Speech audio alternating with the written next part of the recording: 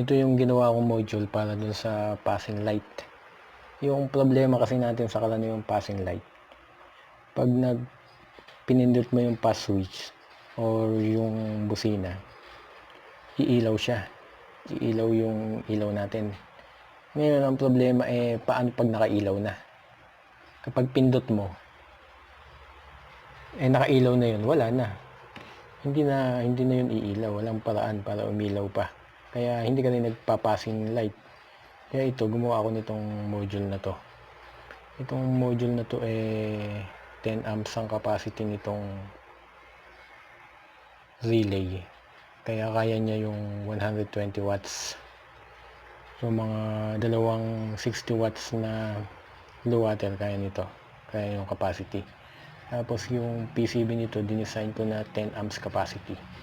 Pero nilagyan ko pa rin ito para karagdagan. Pero kahit wala niyan, in theory, gagana kasi nakaset siya sa 10 amps. Ngayon, yung paggamit nito, ito. Yan, may label yan Yan, ito yung sa 12 volts battery, ground. Ito yung horn sa busina or sa passing switch. Tapos yung ignition, ito yung pag-on mo dun sa blue water mo o sa LED mo. Yung out, dito nakalagay out 1, out 2. Yung dalawa mong LED o blue water. Tapos ito, maiseset mo yung frequency kung gaano kabilis bi-blink yung ilaw natin. Itong ano na to, itong potentiometer na to, ito yung pinipihit para maset yung blink. Subukan nating paganahin.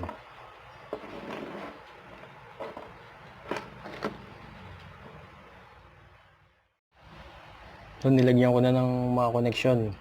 Tapos ito yung power supply. Nilagyan ko ngayon.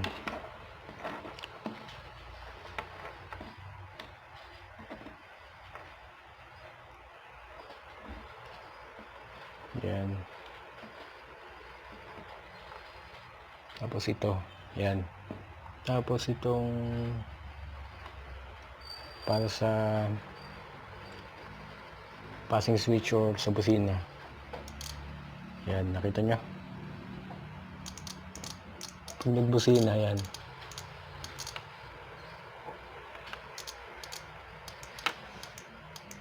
Yan, biblink siya. Bagal. Pag busina,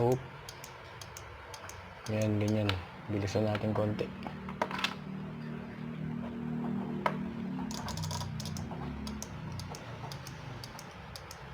Ito, ang bagal ng blink rate niya.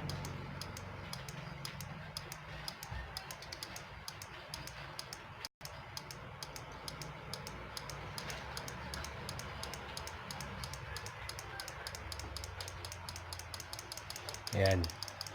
Pag nagbusina or nagpassing switch, ganyan kabilis ang magiging blink ng LED natin. Okay. Ngayon, itong sa ignition, ito yung switch ng wall-E o ng LED para umilaw. So, simulate natin. Ino natin yung sa ignition yan. Ayun. Kita nyo, nakailaw. Yan yung output natin. Yan yung papunta sa LED. Ngayon, magpapassing switch tayo. Dapat yan, magbiblink pa rin kahit nakailaw na. Yun. Yun. Ganyan yung mangyayari.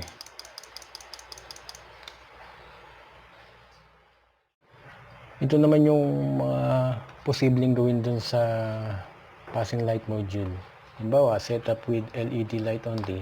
Yan. Ito yung magiging diagram niya. Yung ignition, nakakonect sa main switch. Ito sa ignition o accessory. Yung ground, battery. Tapos yung sa out, nandyan yung dalawa nating LED light. Ito, walang passing to. Kumbaga, ginamit lang natin as relay yung module. Ngayon, kapag passing light lang gagawin natin, hindi natin gagamitin yung busina, yung magpa-pass light lang tayo. Ito maging diagram niya ito. Dito sa horn, dadagdag lang natin yung passing switch. Yan, nakaganyan lang.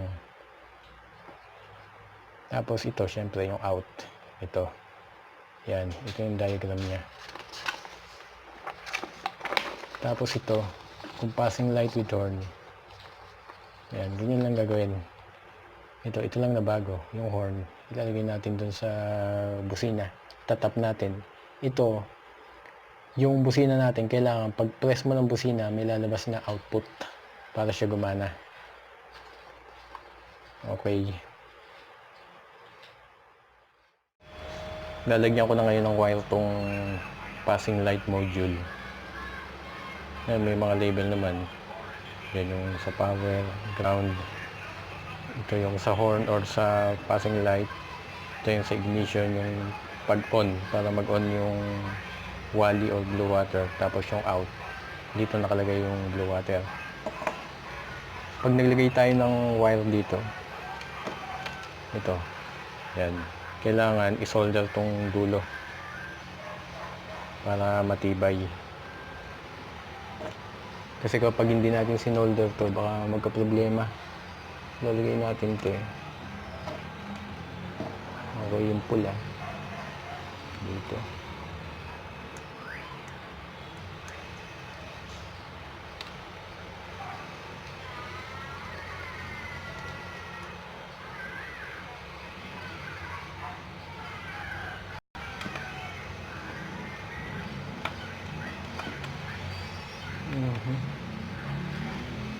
Out.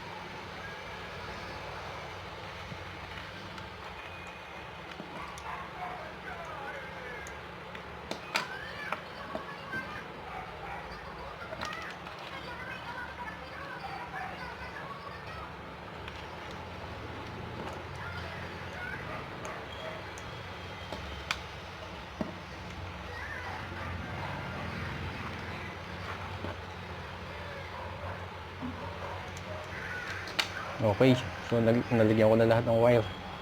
Kailangan ko na lang lagyan ng case to. Saka syempre dapat check tong mga tornilyo para secure. Nalagyan ko na ng case.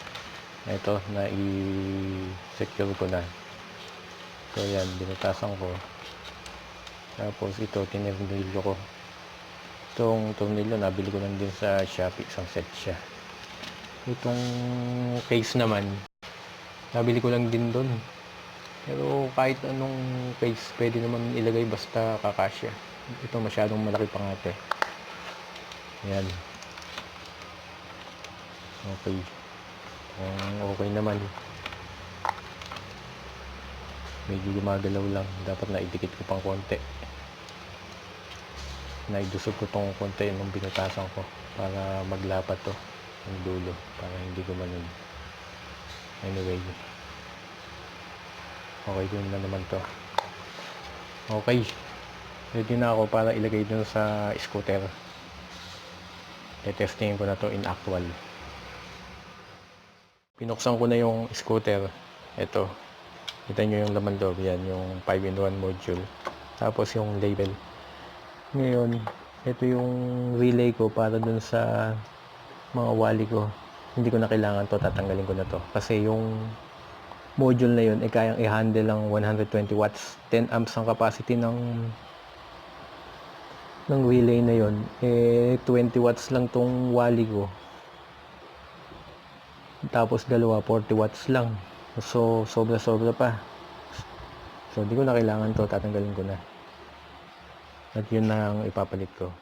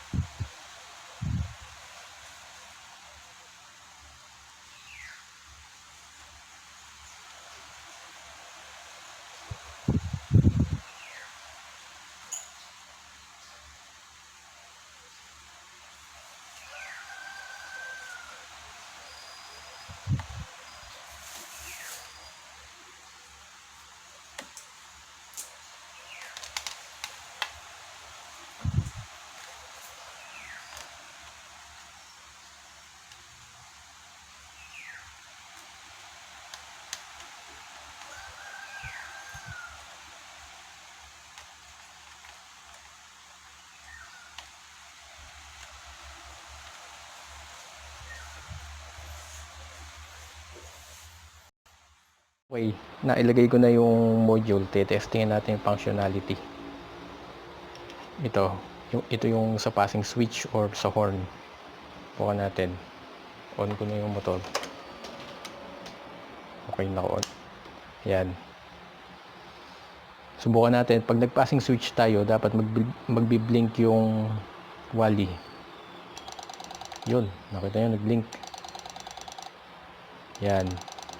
Ganyan mangyayari pag nag-passing switch o kaya sa horn.